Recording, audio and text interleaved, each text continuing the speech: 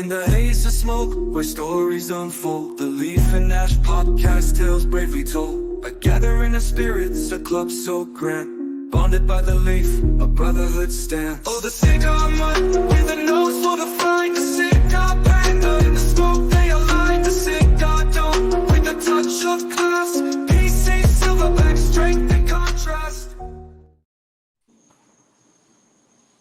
Whoa! Oh, we back. What's going on, guys? What's going on? Welcome to another episode of the Leaf and Ash podcast. I'm your boy, your host, the one and only, the Panda. What's going on? What's up? What up? What up?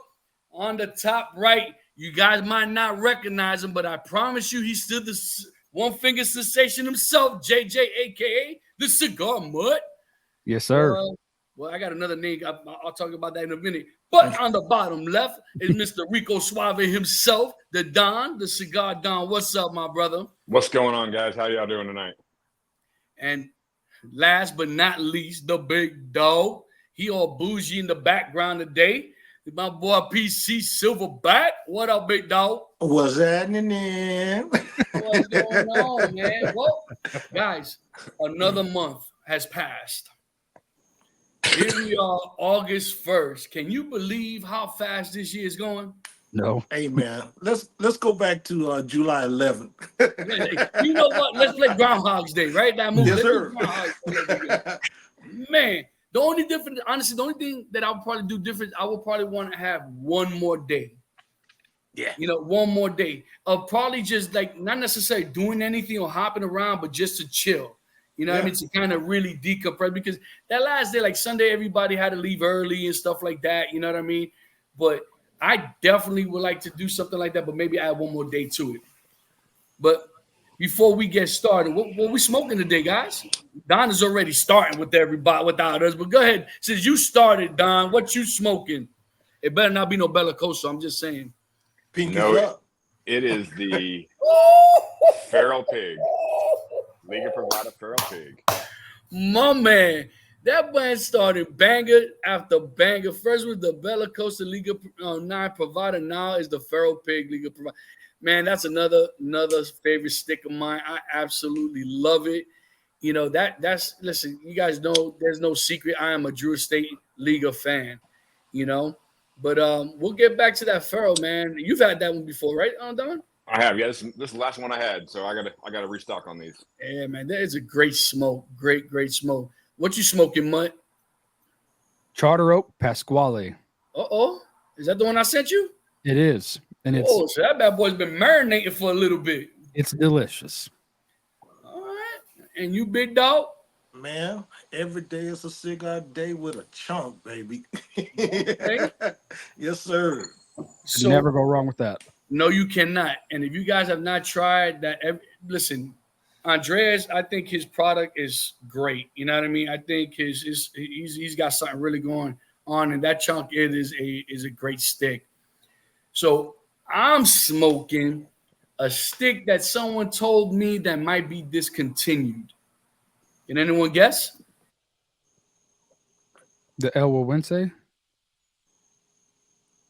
The David? You muted yourself. Muted. I apologize. I picked up the wrong stick. I thought I picked up the how do you pronounce it? The El Wawense? There you go. You know, I end up picking this. Ooh. Is that Come on. the 601? No. The Ozinger family. Oh, okay. Yeah. Osgener, right? Ozinger family. Yeah, you guys know. Y'all can see it right there, right? But when she passed that to us, did she say that's to be released or just got released?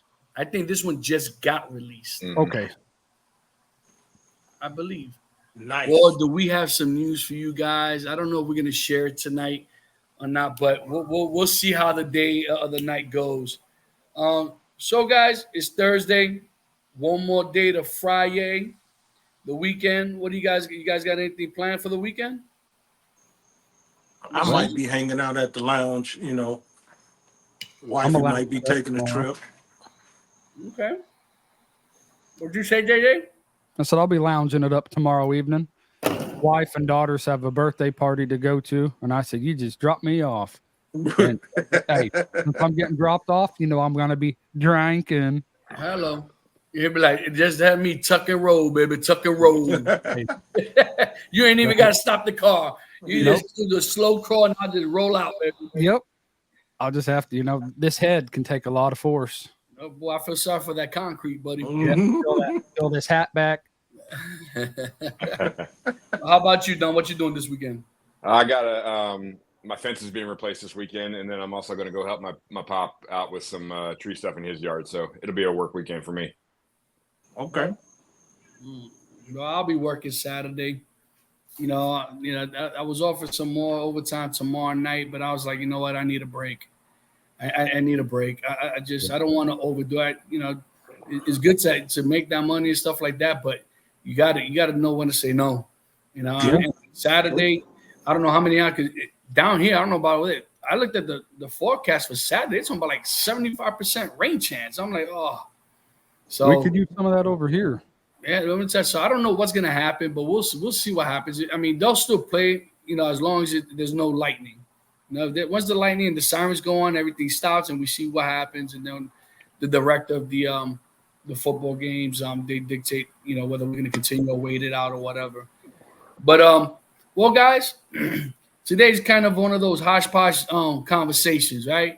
Yeah. We kind of brought up some topics and stuff like that. And a couple of the topics that we talked about was games we played as children. And so I'm kind of interested because we all kind of grew up in different places. So I'm kind of interested to see what you guys played and compared to what I played when I was a child, to see if there's any new games that you guys never heard of and vice versa.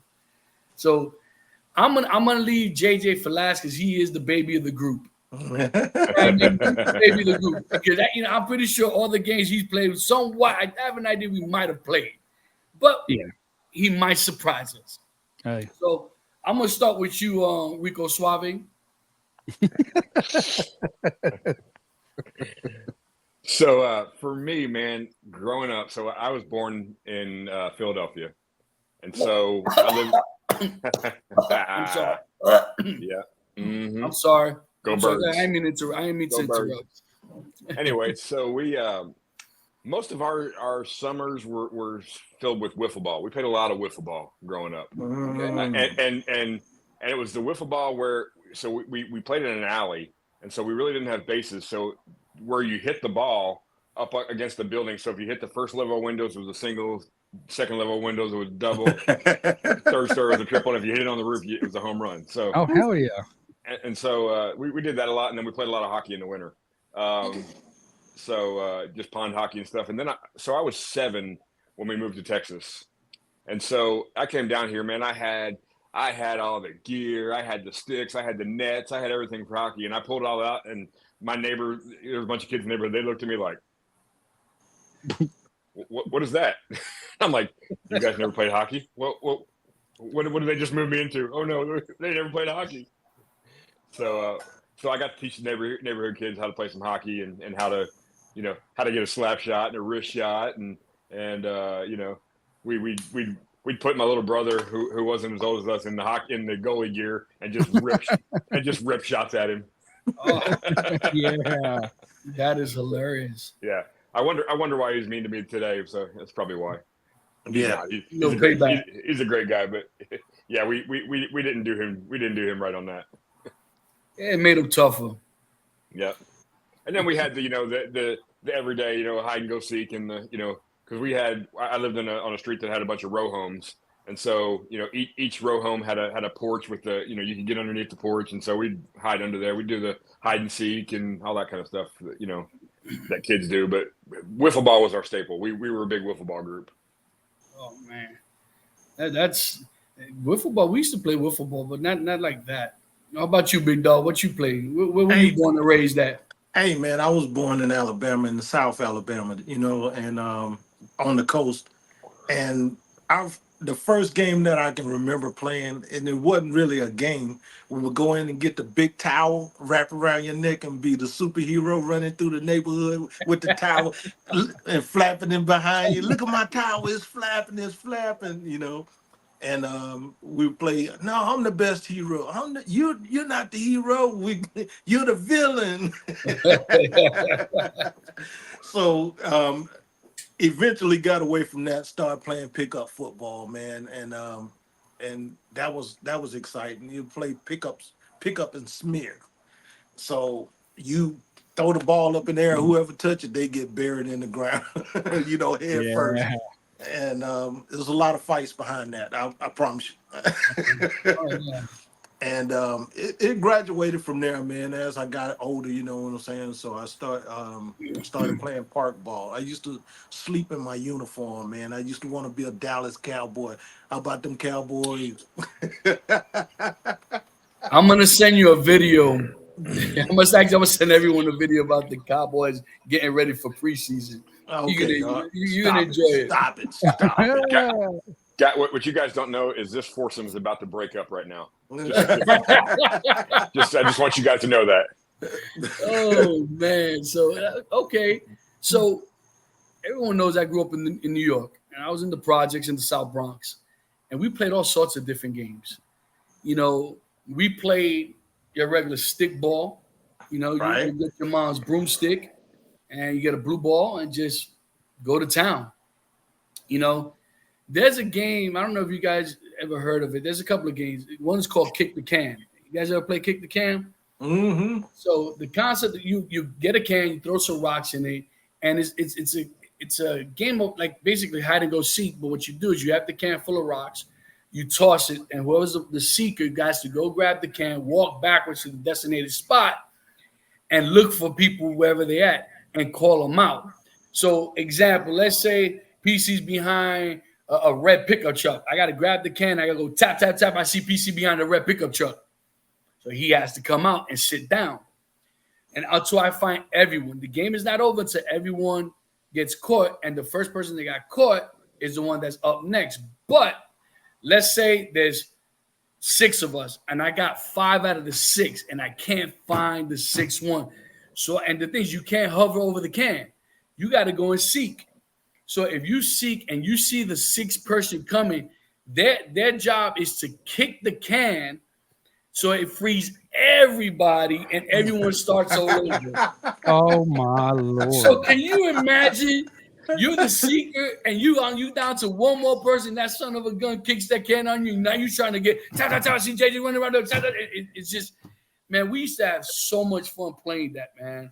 You know, another huge game in New York we played with the blue ball was, you know, handball. We play handball, you know, and, you know, that was, and you want to talk about a game that people get crazy on. Oh my Lord, people gamble, bet, and, you know, and just talk trash, man. I mean, we play so many crazy games. Play against called Booties Up. You ever play Booties Up? Yeah. So Booties Up is probably everybody calls it asses up, booties or whatever. So basically, you have a wall, you got a ball, you throw it against the wall, and the object is for you to catch it. But if you catch it and drop it, you got to run to the wall, tag the wall before you get stung with the ball. Yeah, we used to call that chicken. We play chicken, so same thing. Yeah, So, we call it wall ball. Ball, you know what I mean? So it's crazy. And guess what? And if you end up spelling B-U-T-T, your butt was up against that wall, your butt up in the air, and everyone got a shot, a sting in you. Oh, dude, it was crazy. Oh my God. So I think of those games, you know, and none of that is done because you barely have kids that play outside. Yeah. You know what I mean? You know, and, you know, we play a game called Slugs, which was basically like the opposite of handball. But, you know, with handball, you have to hit the wall first, then let it bounce. With Slugs, you had to hit the floor and then hit the wall. There's some people call it the Chinese handball and stuff like that. But we used to have an absolute blast.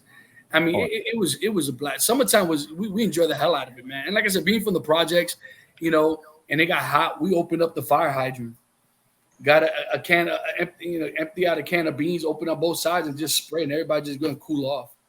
I mean, we used to have an all-time blast, man. I mean, like I said, the list goes on and on and on and on. Playing. Then of course pick up football and stuff like that. And like you said, things would get crazy. Yeah. So what says you, JJ? That we're interested to see what you played in Oklahoma. You were born and raised out there, right? Yep, I was raised in a town called Pitcher, Oklahoma, which is no longer a town. It's one of the world's largest Superfund sites due to the town's erosion due to mining. We had a thing there called chat piles, just huge piles of mining tailings from the rocks. And we'd go jump our bikes and dirt bikes and four-wheelers over there. But we played a lot of hide-and-go-seek, because out there is where I lived was like a cutout in the woods. And there was just, maybe 9 houses spaced graciously apart. But we played a lot of hide-and-seek. Like I said, a lot of touch football or tackle football or a name of a football game that you can't say. It's not correct. In-state wall ball, some pickup basketball, even though I'm terrible at basketball, but I loved to play it, pickup games. But a lot of ramping our bikes, normal, just little kid stuff, pickup baseball games, and which that normally just turned into fights anyway, because you get a bunch of boys together, there's bound to be a fight either way. And it's growing up there, and it's weird now that you can still drive through the town, and I'll show it to my son, and he's like, what in the world is this place? It's like, it might as well be Nuketown off of Call of Duty, because it's scary looking now. It's just all grown up, and there's a lot of documentaries on it, even on YouTube, about the town now. It's crazy. Wow. And Panda, you said it, like kids these days, fast forward 30 years when our kids are doing these podcasts. What did you play as a kid? Well, I played Madden, and I played Call of Duty. Fortnite? Fortnite. And I just think I weep for that because, a little bit of it is our fault. We didn't, we were the, and I'm not sure where you fell in this, JJ, but the three of us, we were the latchkey kids. We were the, I woke up on Saturday morning. My mom made us clean our room every Saturday morning. We woke up, we cleaned our room, we ate breakfast, we watched cartoons, and we hit the road. And we didn't come back till the street lights came on. That was your curfew. And we drank water out of the water hose. We drank, and it's every cliche you can think of for Gen X. It was what we did, and there's the reason it's cliche because it's right on, But I have so many fond memories of my buddies back in the day, and and it makes me want to the ones I'm not in touch with, look up on Facebook and see what they're doing because we had some good times. Yeah.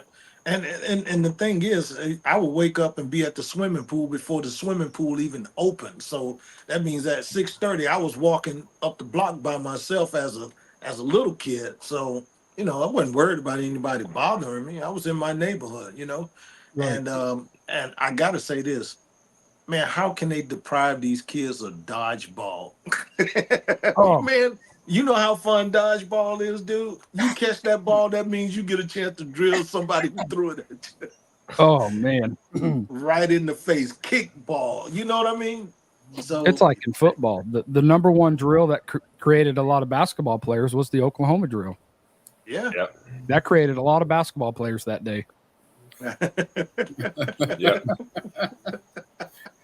I miss those days, man. I really do. I mean, we were forced to, there was no staying in the house. There was that did not exist.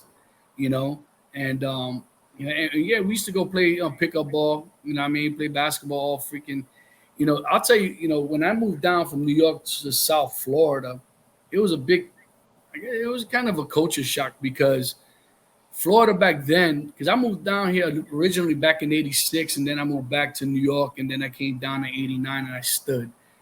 And Florida was so behind in everything, in music, clothing, education, everything was, the city here, Florida has finally caught up with all the big metropolitan cities, you know, and it was a culture shock because I remember when we first came down, we were throwing the football in the street.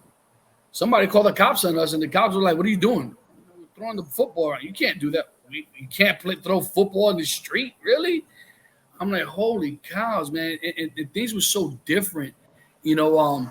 The buses back then stopped running like at 8, 9 o'clock at night, and in the city, in New York, catch your bus at any time, catch a gypsy cab, you know, yellow cab, catch the train, anytime you want. It didn't matter what time it was, you know. And another thing was like everything shut down, like here, you know, at 2 o'clock, done. You know, in New York, if you're hungry at 2, 3 o'clock in the morning, there's always something open, you know. Yeah. And it was just, you know, those days will never be, you know, will never come back. You know what I mean? Right. Things are just so different now. Well, and you know, you talked about, a bunch of us talked about, you know, all the guys getting together, and there's always going to be a fight when the boys are together. But you know what it was? It was a scrap. You got over it, and the next game, you were buddies with that guy again. Or the next morning, you're knocking on that dude's door, seeing if he could come out and play. You know? Yeah.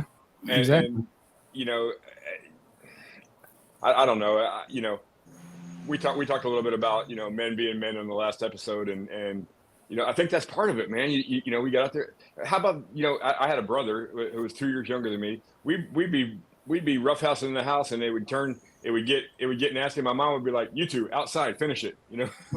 Yeah. Can you imagine if you said that today? Like, "You two go outside, fight it out." Yeah. You're absolutely right. I mean, I grew up with a lot of my cousins, you know what I mean? And when we got into it, and they're like, "All right, well, let's go. Finish it up.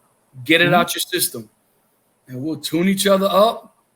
You're done? You're done? Now hug." Right. Yeah. And it was done. You know, and, you know, we kind of grew up like brothers, my cousins and I. So if one of us did something stupid and got caught, we all got our asses beat. Yeah. You know what I mean? Even though we had no part of it, but because we allowed them to do it. Oh, yeah. You know, that old school mentality of if your neighbor catches you doing something stupid, they have permission to whoop that ass. You know? Oh, I've had my ass whooped by the majority of my aunts and uncles, you know, friends, moms and dads. But, you know, we couldn't get away with a whole lot in the towns I grew up in because, you know, the streets, they rolled up at 9 o'clock. There was nothing open. You know, Friday nights, everything, it's football. You know, small town Oklahoma, football's a big thing. So the whole town shuts down for those football games. Yeah. And you didn't get past nobody.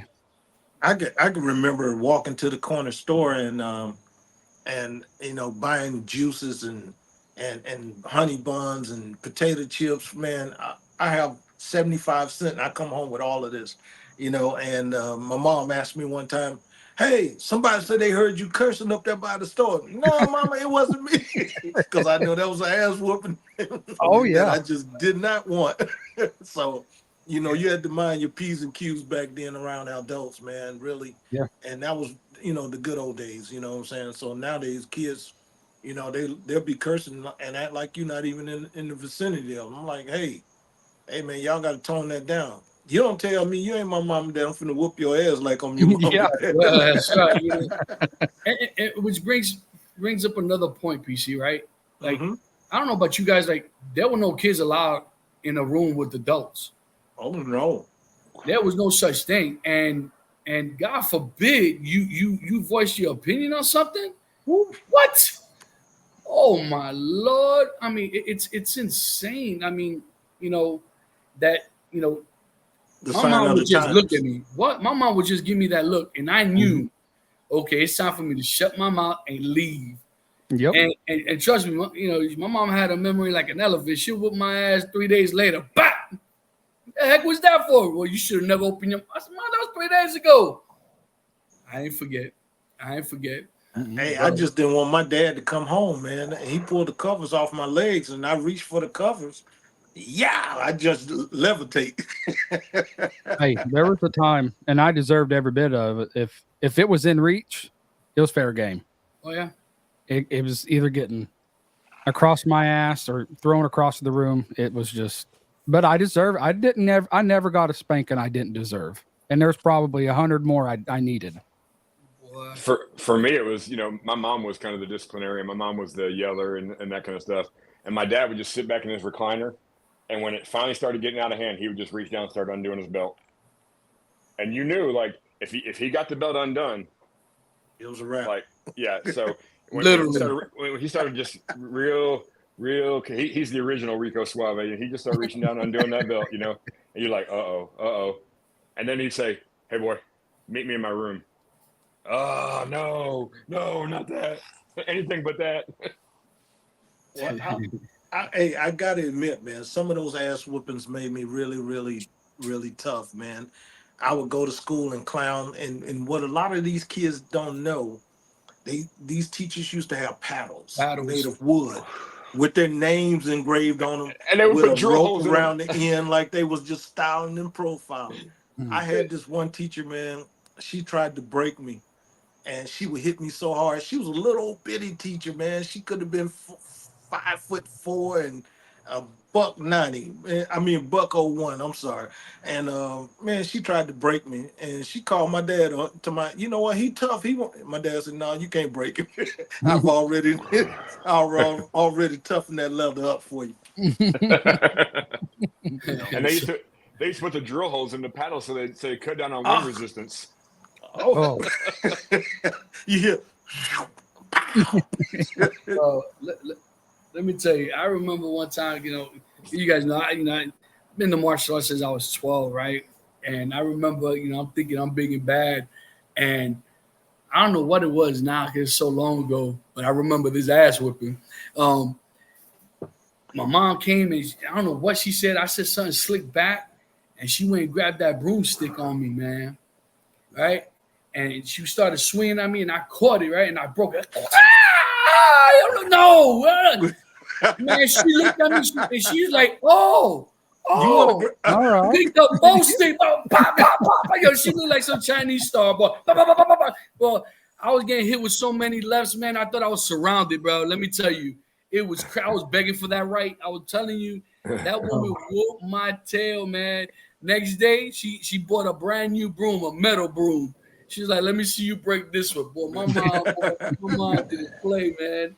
And with that same one, I remember another time, man, I got slick and I tried to run underneath my bed, grab my pillows, and she's jamming the freaking broomstick underneath the freaking. But hey, man, that would be a phone call today. You know what I mean? Phone call, man. You will have neighbors calling saying I'm being abused, and it's crazy because we all endure those butt whippings, and we all came out perfectly fine. Oh, yeah. That old school mentality, and I tell people all the time, listen, you could discipline your child. Right. You could discipline your child. Yeah, you could spank your child too. Now mind you, in today's age, the butt whipping we see was not a discipline. It was an all-out old school ass whooping. Right. But you know what? It made us who we are today. You know what I mean? And it's a whole different breed now. Hey, I'm just gonna bring up the topic. I'm gonna let you guys have it, but go out there and get a switch. Switch. Man, I'd rather grab a 2x4. You ain't lying. I'm there with you, bro. When that thing whips and that tip, I'd rather go get a 2x6 and I would bring something back about that big. Oh no. No, not me, man. My mom, like you said, Jay, anything that was in close proximity, yeah. I'm talking about frying pans. I'm talking about chancletas, slippers. My mom was an expert with that slipper, boy. But you be around the corner, and all of a sudden you turn around, that slipper just smack you in the face. Bah! Oh, yeah. Whoa. Well, see, my mom, she was a small woman. 5'3", maybe 130, 140 pounds. And, I quit growing at 12, 13 years old. I was already the height I am now in the 6th, 7th grade. So spankings really didn't hurt no more. So she had to elevate her game. Yeah, and she did well. She did very well. My brother messed up one time, and he got slick with my mom, and she backhanded him, and she broke her hand when she hit him. My brother got his butt whipped by my dad because he broke my mama's hand. Like he's like, I didn't break her hand. She was swinging at me. It's like, No. Yeah, but I got to hear about it. That's right. That's right. That's right. That's exactly it. That's it. Oh man, it is a whole different. It's a whole different world nowadays, man. It really is. But not to get too much into that aspect of it, but you know what? I miss growing up in that era, man. I really do. I miss that type of culture. I miss that environment. I miss the music. I miss just the camaraderie that you had in a neighborhood. Yeah. And let me tell you something. Growing up in a very low income, like I said, in the projects, we didn't see no skin color. No. Oh, we just saw it, man. You just as poor as I am.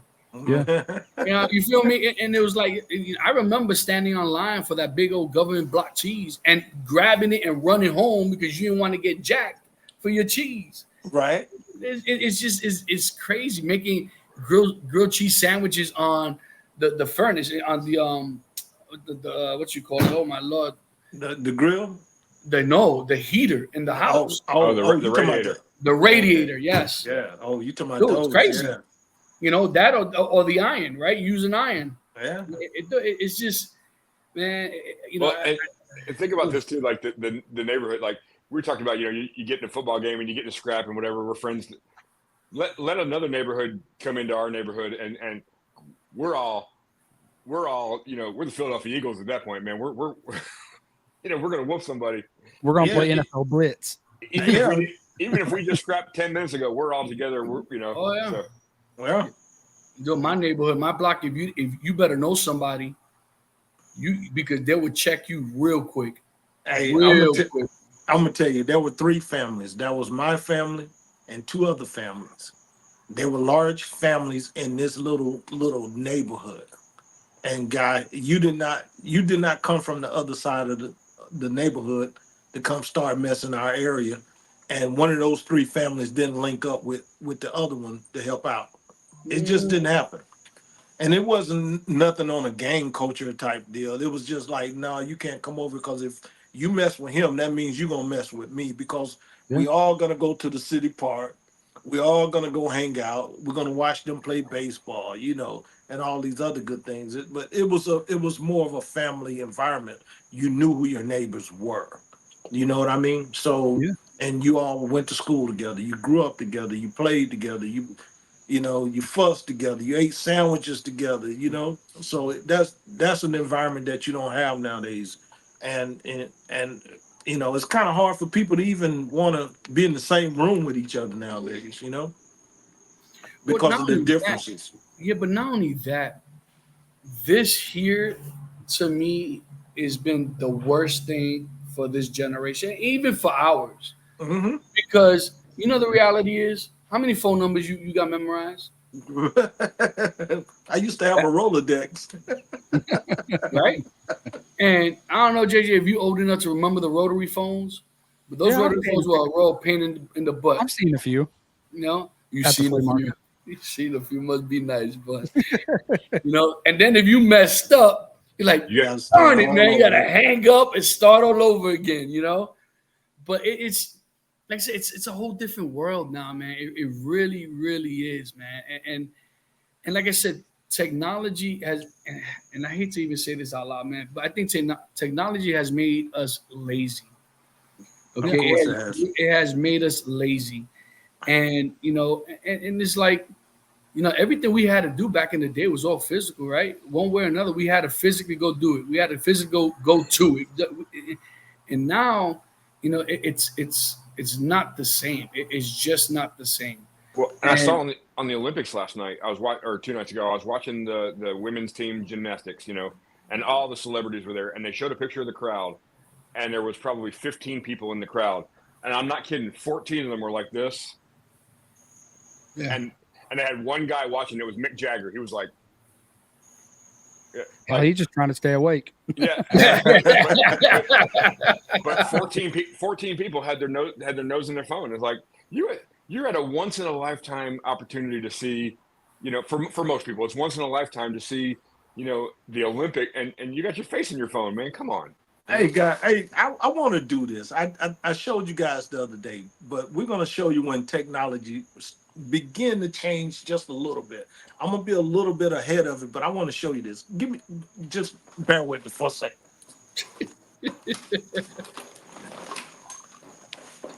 JJ, you will appreciate this. I might send it to you.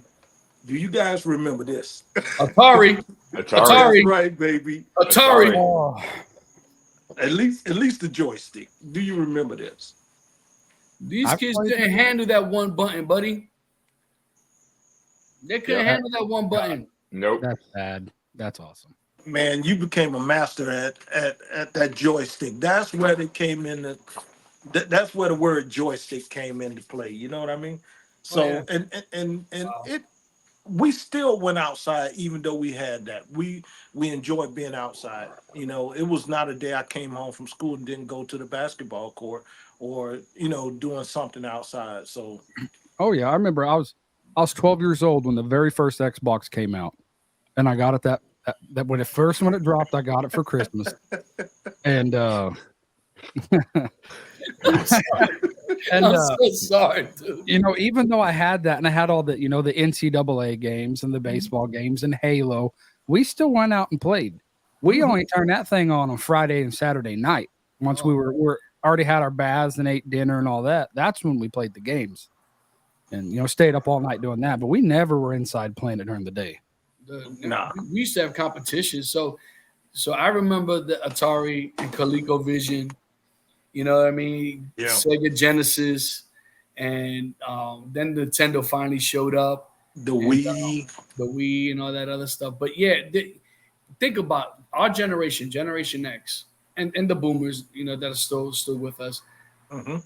Think about our generation has seen every new technology that's come to light from the very beginning. Mhm. Yeah. Because if you remember, we're the generation that started the internet, right?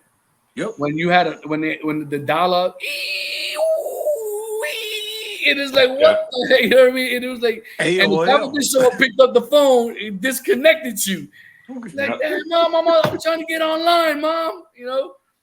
It's man, American Online. America. Hey, don't laugh. I still have that as my email address. It's still my kids make fun of me so much. They're You like, have an "Dad, AOL really?" email address? I have an AOL email Nice. address, Nice. Salute. and I refuse to give it up, man. I really do. I'm like, the heck with that, man. I'm embracing my Gen X heritage, man. Are You know? even if you have a MSN account, you still doing something, So yeah, man. So I mean, we kind of already touched on it too, like sports that we all played. I was big. Like I said, we used to, like I said, me being in the martial arts, we used to have tournaments like crazy. But one thing that we used to look forward to every year was Dojo Wars. And the Dojo Wars was we would go to Bear Mountain. So every year Dojo would challenge us. Now, you want to talk about letting a bunch of kids from the city go into the woods and go berserk. So the object of the game was at a certain time, everyone met in the middle. We exchanged instructors. So we had their instructor as hostage, they had ours, and the goal was to rescue your instructor. So we parted ways. At a certain time, we just start hunting. You know how many people tied up with their obi or their martial like karate belt wrapped around the tree overnight? Bro, when I tell you the butt whippings that we would give, oh my Lord, it was we used to have a blast back then. We did a lot of survival training. My dad being in the military, excuse me, taught us a lot. How to start fires with just your stick and your shoestring. What rocks to use, what that you can use to get a flint. A spark. And you had some of these guys that would listen and some of them wouldn't. You know what I mean? And so here I am with my little fire, and those who didn't want to come and try to bunk it, they were older than me, and try to use my fire. I would get up and start kicking dirt on it to burn it out. Boy, the whoopings that I would get, man. And this is when I really get flashbacks, especially with my dad when we were younger. My dad used to send out missions. So one mission was for me to go into my dojo brother's tent and to grab as much food as possible. Oh. So they would have Spam, the Vienna sausages. So I go in, I low crawl in there, right? And I'm putting stuff in my gi, and and all of a sudden, one of my dojo brothers just finished making himself breakfast, and he's going into my tent, and my dad goes, "Hey, Ernest, come here, man. I got to." They're like, "Hold on, Shion, hold on." No, come here, hold on. So he doesn't realize I'm in his tent. So he goes to put his food in the tent. I go and I grab the food from his hand, and I grab it, and he walks away. Bro, I start eating this man's food. I start eating his food, and all of a sudden, it hit. Man, I wish my dad was here so he could tell this story. It looked like something from the cartoon. My dojo brother came in with the one end, I ran out the other. Dude, they put a whooping on me, man. They turned me upside down. I got cans of Spam, Vienna sausages coming out of my gi. Dude, they whooped my tail, man. But it was so much fun. So I finally get that ass whipping. I'm crawling back to my side, right? Mm-hmm. Then my dojo brother realized I ate his food. Oh. That boy was heated, bro. He was heated. The betrayal. Oh my God, that was another butt whooping I got, man. I was like, oh well, it is what it is, but it made good memories, man. Right. And the tournaments, man. The tournaments we used to have were just brutal, man. And it was just, the only rules we had when you were sparring, when you were fighting in Kumite, is no direct facial hits, no hitting in the back of the head or neck, and no groin kicks. Everything else went. Full contact, you could get some on the side, whatever. And you get guys that just kind of they try to cross that line, and it gets to that point, you look at your instructor's like, do what you got to do. And then next thing you know, man, that whole gymnasium is going ballistic. You want to talk about a gymnasium or an auditorium with testosterone all over it? Well, you could cut it with a knife, but everyone's egos walking around and stuff like that. It was. We used to have fun, man. We used to have fun. Yeah. Man. Well, I got to tell you, our sports progressed when my family moved us out of the hood up into the suburbs, man. And I promise you, and my brother got a job at the golf course down the street from the house. Oh man, what did he do that for? We had access to golf cart keys, man. The moon would be bright. We'd creep out there in the middle of the night and just ride those golf carts up and down those hills, jumping the sand dunes and everything. And we would get them stuck, go get another golf cart, pull it out, and then put it back on the charger in the morning. And the owner couldn't figure out why the carts wasn't charged. Oh my God! Tell you, man, Halloween in New York was crazy, insane. Oh. City buses will get egged. Everyone's getting egged. You know what I mean? Shaving cream. Oh my God! You walk down the street. You better have some ammunition with you, boy, because if not, you getting bombarded, man. Eggs being smashed on your head, and just a whole pile of. Oh. Hey, Pandy, you probably remember this too from up the Northeast. So the night before Halloween was Mischief Night. Mischief. And like you said, egg and car. Things the city buses used to hate it. The city buses used to hate driving down my neighborhood. Things you do as an adult now, you're like, if somebody eggs my car, I'm gonna beat somebody. But we were running up and down the street throwing eggs, and just Mischief Night, Mm-hmm. Oh, grabbing a bag of dog crap and lighting it up on fire and banging on that door. Yep. They don't stomping it down, and it's just. My brother and his friends used to do the purse prank. You put the purse on the side of the road or in the middle of the road, and they'll tie fishing line to it, and they'll leave the purse open, and they'd put a brick in it or whatever they needed to do. And a lot of people go and try to either take the purse, or if they didn't put the brick in it, they'd snatch the purse and it'd fly out of the road and just freak people out. And then we used to play possum. you lay on the side of the road or on the sidewalk, and people would stop and see if you're okay, and you just get up, take off running. Yeah, that didn't end well a few times, but I'll be cursing you out, boy. oh, I promise you, I seen that today. Oh yeah. Oh my Lord! I mean, like I said, these are things that these kids would never be able to experience. You know what I mean? It's sad. It's unfortunate. But yeah, I miss those days, man. I really do. I mean, we used to, just make up games, just to keep ourselves entertained because, like I said, you go to a house party, a family house party, and everybody is, hello. The missus just got home. And so it's just not the same, man. And both my kids were born down here in South Florida.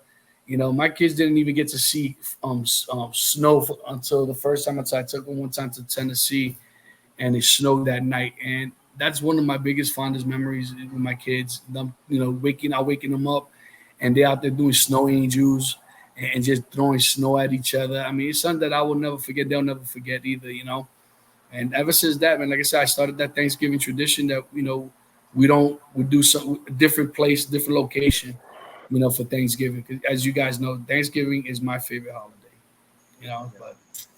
but yeah, unreal, man. So with that being said, guys, I just got a text from my buddy, one of my coworkers, and he sent me a picture. I believe this is, let me know if is this one of the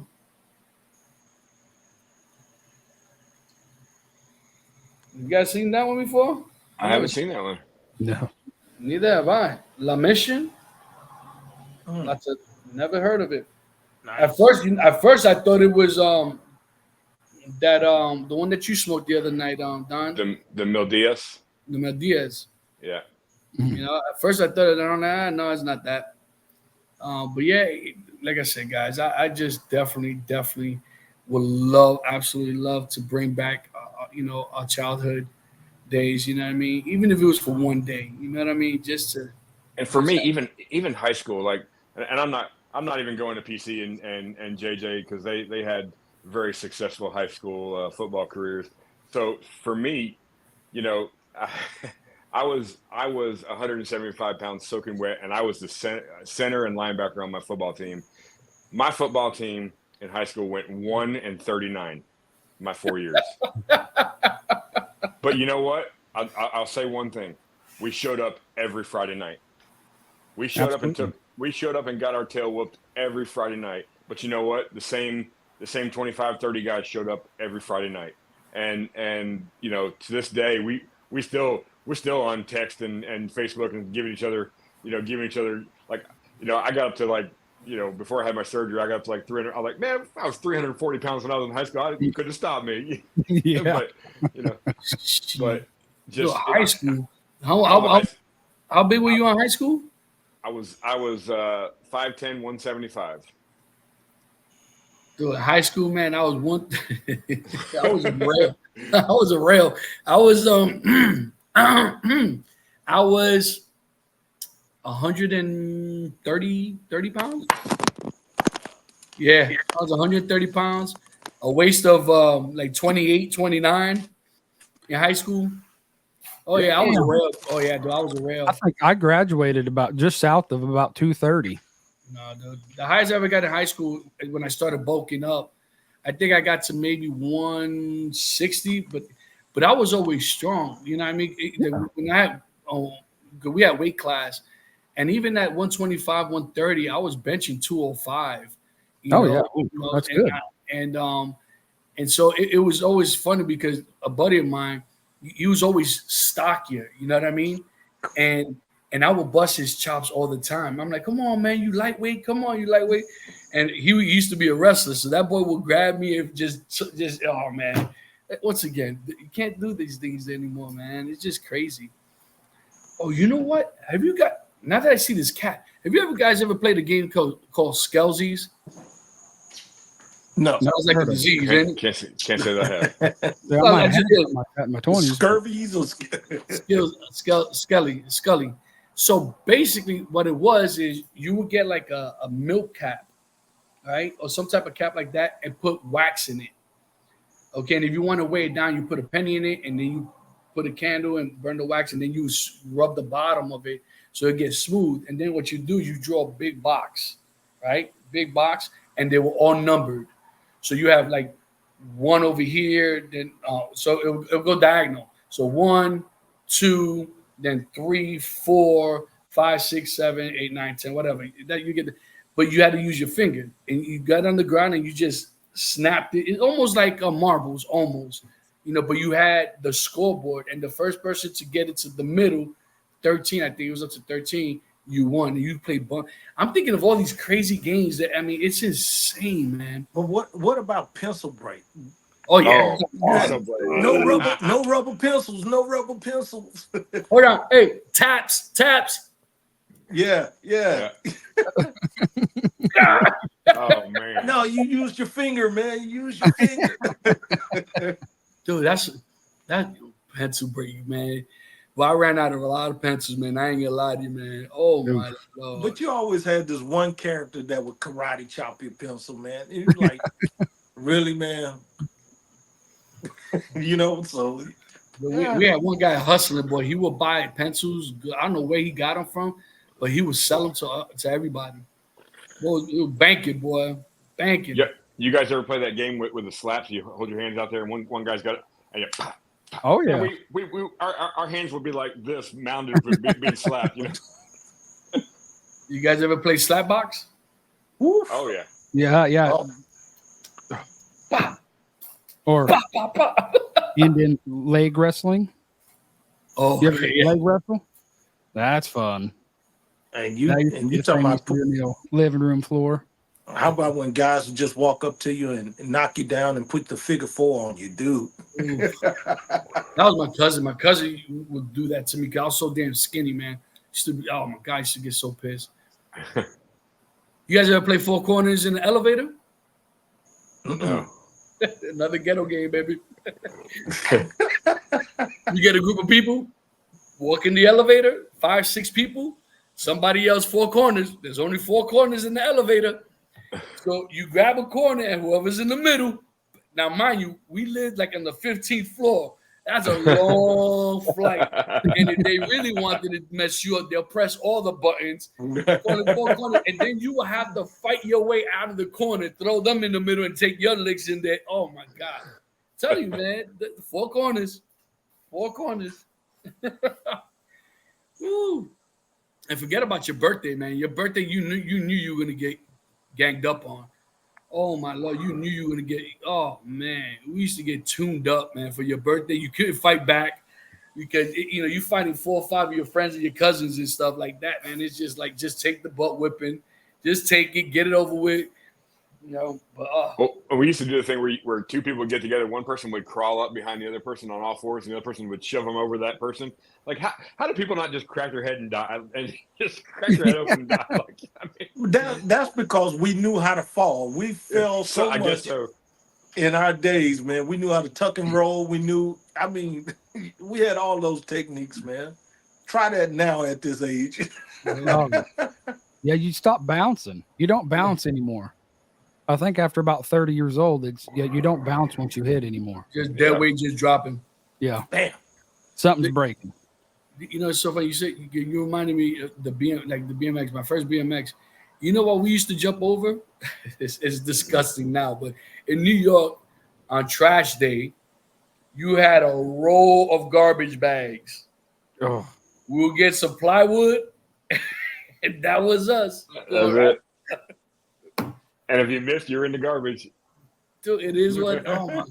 I'll tell you, a lot of memories, guys. A lot of memories. It's crazy, man. But before we get on, guys, let's talk about JJ. Roll that beautiful bean footage. yeah. Check this out. I messed up. That's all right. Go for it. Go. What's going on, guys? This is your boy Panda, and your boy Panda has some great news. We have teamed up with Burn One Cigar Bar, located at 7328 Royal Palm Boulevard in Margate, Florida. Guys, Burn One Cigar Bar is your go-to destination for the finest selections of premium cigars at unbeatable prices. Step into a world of luxury and relaxation as you indulge in the smooth flavors and exquisite aromas of our carefully curated cigars collection. But that's not all. Burn One Cigar Bar has teamed up with us for an exclusive sponsorship opportunity just for you. When you call Burn One and purchase any box of cigars, you unlock a fantastic discount of 20% of your order using special discount code PANDA. You can contact Burn One at 954-970-0001 or on their social media pages, Facebook and or Instagram. Guys, don't miss this chance to elevate your cigar experience without breaking the bank. Visit Burn One Cigar Bar today, mention discount code PANDA, and treat yourself to premium cigars at an incredible value. Hurry up, this offer won't last. Burn One Cigar Bar, where luxury meets affordability. And they ship nationwide. Peace. Peace. Peace. Well, guys, you know what? It is. Can you be? We're almost in an hour already. It's insane. You know. Really? But I gotta ask the question. Let's do a cigar question real quick, man. What is your favorite ring gauge and cigar that you would like to smoke or whatnot? That's a good question. My ring gauge is 60. That's my favorite ring gauge. It really is. The Gordo. I favorite to go to that one more than, you know, a smaller, a 54, maybe a 54, not bad, but I'm a 60 gauge guy. I like the Gordos. You know, to me, the stick, if it's good in my hand, to me, it's like every time I have a Gordo in my hand, I feel like I have a stick in my hand, right? You know, because it's like it's a girthy cigar. Yeah. You know? To me, anything bigger than 60 is way too much for me. And we know guys that love them 70, 80, 90 ring gauges. And to me, that's just like, I don't know. Uh-oh, here, go ahead. Show him, JJ. Bam, the loud. That is just, you just hope, man. Yeah, that's just, it's okay. What about you, Don? What's your ring gauge size? What do you like? For me, it depends on the time of day. So in the evening, like sitting here now, I like the 60. I'm you know, because I got some time. I'm sitting here. I'm chopping it up with you guys. You know, you peek behind the curtain on nights when we're not doing this. We're usually on our Discord or whatever, chopping it up. You know, and so I like the 60 for that because it gives me some time to sit and smoke and enjoy the cigar and enjoy my friends and everything. Now, when I smoke at lunch, I like a 50 ring gauge Robusto because I can get through it in 45 minutes to an hour and get back to work, you know, that kind of thing. So I'm not much of a morning smoker, but I know Panda, you have one you like in the morning and that kind of stuff. But for me, it just depends. You know, mid afternoon, I'm a smaller Robusto kind of guy, but in the evening, I'm a 60 ring gauge Toro, or you know, either a Toro or a 60 ring gauge Gordo, something like that for me. Nice. What about you, JJ? Well, I like Gordos. I like being able to sit down and have a nice long smoke, but for some reason, in this weird head of mine, I'm getting into like the double Coronas and like the 48 ring gauge and stuff like that. And I think it's just the flavor difference because you're getting, you know, the ratio's different in a smaller ring gauge. And, you know, like we all know, you know, like that 601 La Bamba, you get that in a Lancero, it's going to knock your socks off. And a lot of those sticks, they seem to be a little hotter due to getting more of the wrapper than the filler and the binder. But overall, I smoke more, probably 50 and to 54. But I see myself just running up and down that scale at this point. Just Yeah, me myself, man, I'll go with a Robusto. I like something either a 5x54 or a 6x52 or something like that. Maduro, or you know, I'll smoke every once in a while. I'll try to sneak in a Lancero. I'm really partial to those because you get a lot of flavor out of those. You know, you can't beat it, man. So I like those sticks. Like you said, I've smoked the 880s, man, but I've come to learn that you hurt to me, I'm hurting myself. I can't say what everybody else is doing. I'm hurting myself to go any larger than a 60 ring gauge or anything like that. Yeah. With those longer, not only just the bigger ring gauge, but also anything past 6. When you get to the 7 and 8, it's just long. To me, it's like after a while, I just get tired of smoking that stick. You know what I mean? It kind of messes up my palate. It just burns out my palate. The very few cigars that I've had, although I did smoke that what was it, that 770, the camshaft by CAO, the flathead, that was a good stick. But once again, it just on the draw, because it was such a long stick, it's a hard draw with those longer sticks. You know what I mean? Right. And sometimes they don't burn as even or the same. So you constantly have to touch it up unless it's a good roll. But yeah, I don't like anything longer than a 6 by 60. Mind you, I don't mind smoking a Churchill once in a while. You know what I mean? Like I have those on 20th anniversaries by Perdomo. Those are Churchills. Those aren't bad. It's smaller ring gauge, but with even that, I enjoy. A lot of my sticks, like you said, the Robustos are great smoke because it's not a long smoke. Right. It's not a very long smoke. I mean, even though you can make a Robusto smoke at least an hour, And honestly, I think I could even a nub I could make last an hour. But those nubs, I enjoy smoking those in the morning, because to me it's a 30-minute smoke. I'll have it with my coffee and I'm good with that. But even with that being said, even the nubs, they're pretty big ring gauges. It's like this Pasquale, it's a 6 by 48 and it's been an hour. I mean, I'm nubbing it at this point. But yeah, I mean, you can make them last. And now, by the way, this is fantastic. Mm-hmm. Where's your pick, man? I'm surprised you're not picking it. But that's the thing, man. I've learned I like smoking my cigars very, very slowly. And like in the beginning when I first started smoking, I was smoking the 880s, and dude, it'll be 4 hours later.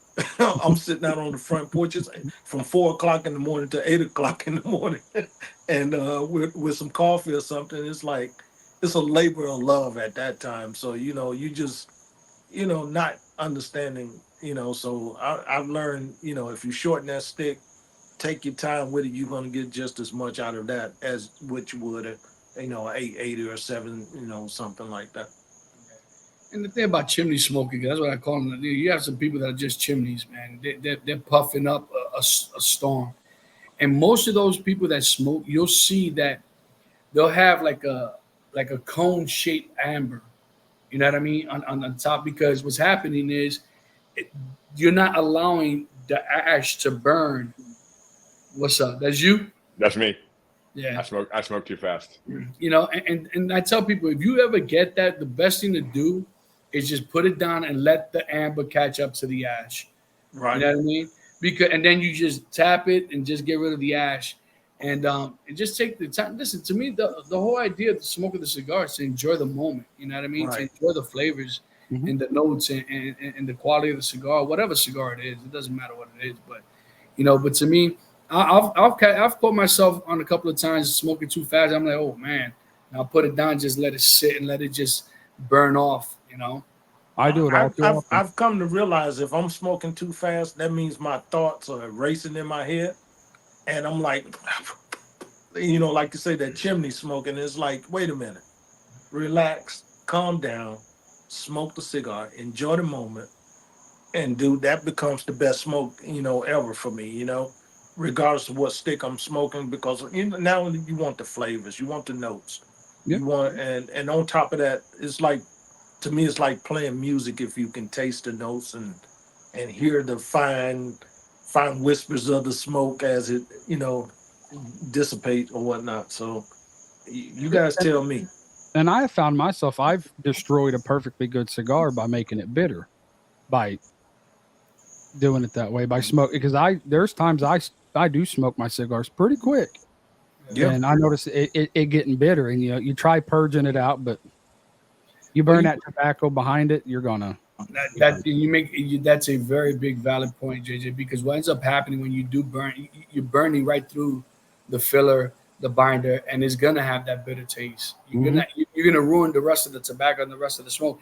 and the notes that you initially started having on that back half, even the second half, Yep. you know, that second third, you know, it's not going to taste the same.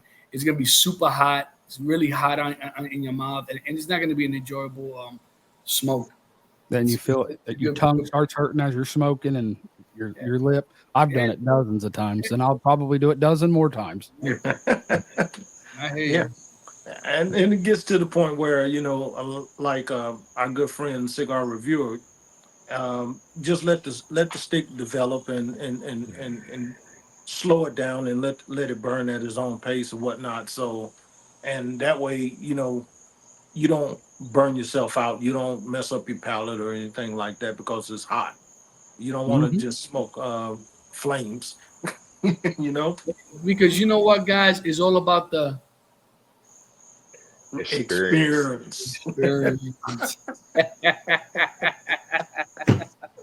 You know, I can record him saying that and put it to a button, and I just. It's all about the Experience. the experience. That's funny. That's the prevailing thing that came out of our Tampa trip. You know, the experience. All the things we did that weekend. But it was the hand gestures. Me. It was all about this. It was all about this. That's what it was. All about this. And I got a confession. I was oblivious to what you were talking about until you said it too many times. I was like, the experience, guys. I mean, you got to take care of the experience, man. And it was a great experience. It was. Looking for many more. Most definitely. With you guys, you know. Yeah. And I'm still waiting on that. Well, might as well share. Yeah. We've been invited by Billy Perdomo to visit the Perdomo factory in Esteli in January. I'm waiting for the details. He's supposed to be emailing me the packet. We're looking at probably doing it for January in the new year. Right now, looking for 15 bodies total. The head count's starting to get up there real quick. You know, I kind of mentioned it to the guys at the shop, and they're like, everyone's perked up. But you know how it is. Once you tell them price points and this and that, and you know, people start dropping like flies. But that's fine. But if any of you guys would like to meet up with us, the Leaf and Nash crew, you know, hit one of us up. Let me know, and I once I get the particulars, I'll send you the information, and we'll go from there. Guys, it's been another great episode. Yes, sir. You know what I mean? I think that I think we got something going on here. I think we're good. We got some exciting stuff coming up. Yes, we do, and hopefully we'll be able to announce that in the near future, the near future. Yeah. JJ, once again, guy, here you go. Where can they find us? Podbean, Spotify, YouTube, Amazon Music, and iHeartRadio. Woo! Nailed it. Look at I that. may or may not have a sticky note somewhere over here. That's right. Instagram, TikTok, right? Yep, Instagram, And TikTok. so, I mean, guys, once again, if you like what you see with the four of us, hit that like button, hit the subscribe, hit the bell. So anytime we post something, you get notified. Please share. And if you haven't subscribed or followed us on our social media, by all means, follow us, share us with other people. And if you let's say you want to come one day and join us on our podcast, let us know if you guys want to join us. We'll be more than happy to talk to you and chop it up with you for a little bit. I'll say this. We are you. None of us are experts in this industry. None of us are, you know, we all have some years behind us smoking and that kind of thing, but none of us are, you know, none of us work for a manufacturer. None of us did. We're you. We love this. We love the camaraderie. We love getting together. I mean, like I said, behind the curtain, we do this almost every night. Just chopping it up with each other, and you know, once a week or twice a week, we share it with you guys, and you know, and our conversations go just like this. It's one of the highlights of my day. Just hanging out with you guys. And also, we have a Discord, you know, If you guys want to join our Discord, by all means, reach out to one of us and we'll send you the link and see if we can make this community grow even bigger. Well, guys, it's been another great episode. Hopefully, we'll catch you guys on the next one. Check you out on the next one. Peace.